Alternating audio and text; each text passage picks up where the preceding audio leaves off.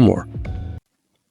In this video, I am going to show you how to add a custom network on MetaMask.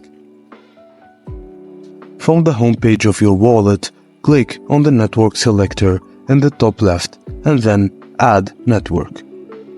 From here, you should see all the list of popular networks ready to add, unless you've added the network already. Tap Add to start the process and follow the prompts. Click on the Network Selector button. This will display a list of networks that you've added already. Click Add Network. MetaMask will open a new tab in full screen mode.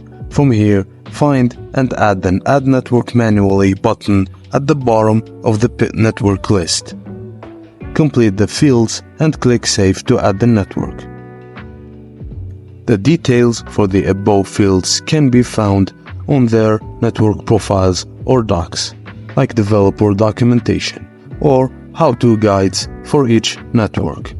For example, Binance Smart Chain or Polygon or Avalanche. After performing the above steps, you will be able to see the custom network the next time you access the network selector.